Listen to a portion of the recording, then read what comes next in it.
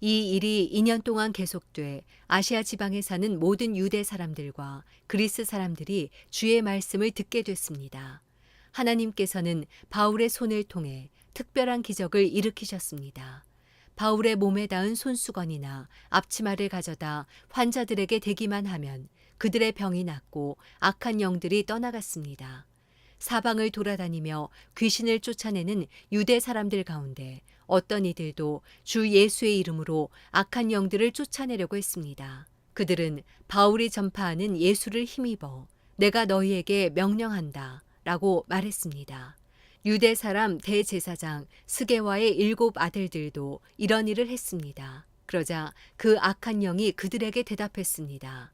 내가 예수를 알고 바울도 안다. 그런데 너희는 누구냐? 그러고는 그 악한 영에 빠진 사람이 그들에게 달려들어 그들 전부를 힘으로 눌러 이겼습니다. 그러자 그들이 발가벗긴 채 피를 흘리며 집 밖으로 도망쳐 나왔습니다. 이 사실을 알게 된 에베소에 사는 유대 사람들과 그리스 사람들이 모두 두려움에 사로잡혔고 주 예수의 이름을 높였습니다. 믿게 된 사람들이 많이 나와 자신의 악한 행위들을 고백하고 공개했습니다. 마술을 하던 많은 사람들은 그 책들을 모아다 사람들이 보는 앞에서 태워버렸습니다. 그들이 그 마술책들의 값을 매겨보니 모두 5만 드라크마 정도가 됐습니다. 이렇게 해서 주의 말씀은 점점 힘있게 퍼져나갔습니다.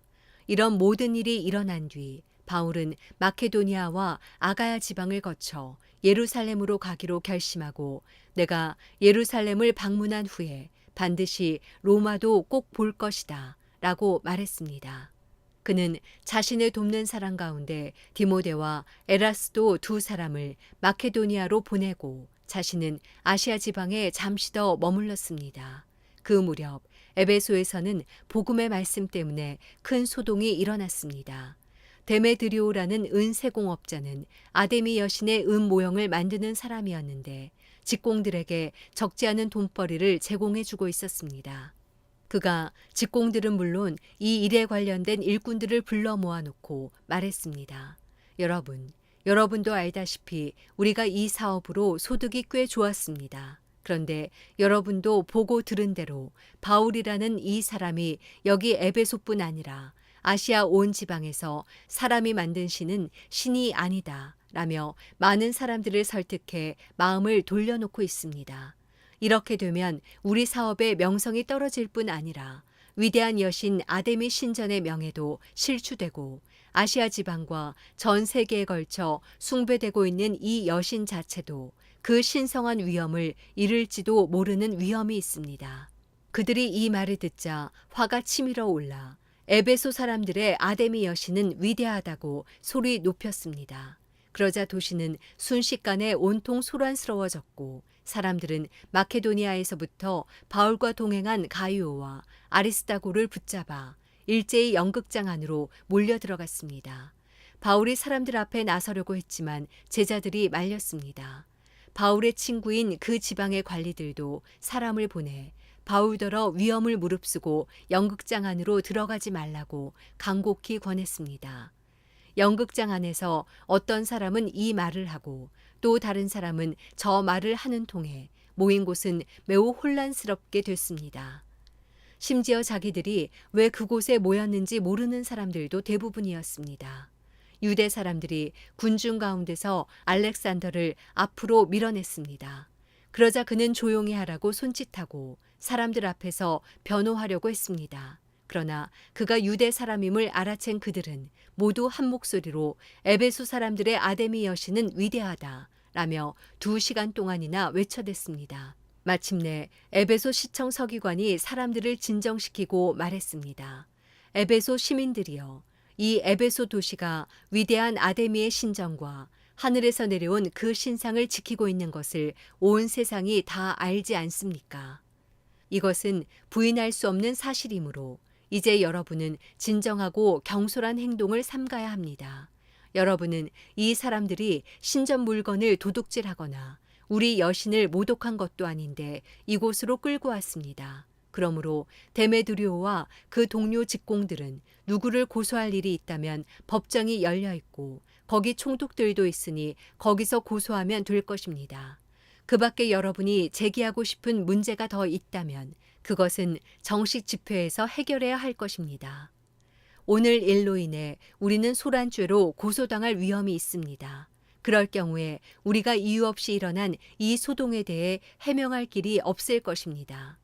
그는 이렇게 말한 뒤 그 집회를 해산시켰습니다. 사도행전 20장. 소동이 끝나자 바울은 제자들을 불러 격려한 뒤 작별하고 마케도니아 지방으로 떠났습니다.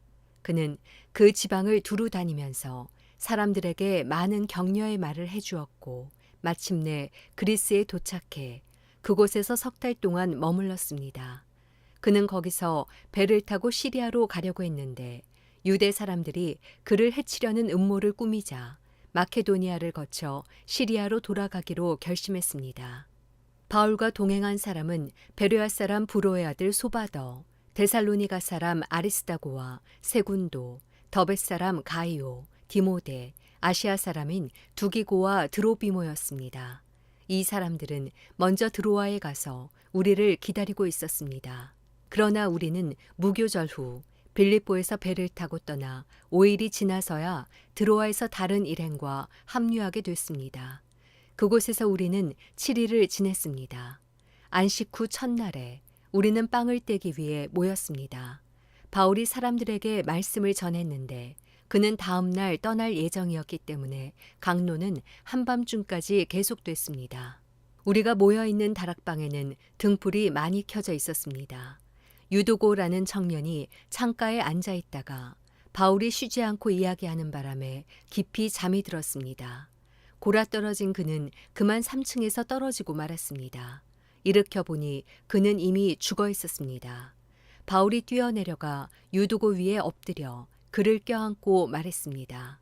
소란 피우지 마시오. 그에게 목숨이 있소. 그러더니 바울은 다시 위층으로 올라가 빵을 떼어 먹은 후 날이 셀 때까지 오랫동안 강론을 하고서 떠났습니다. 사람들은 살아난 청년을 집으로 데려가 많은 위로를 받았습니다.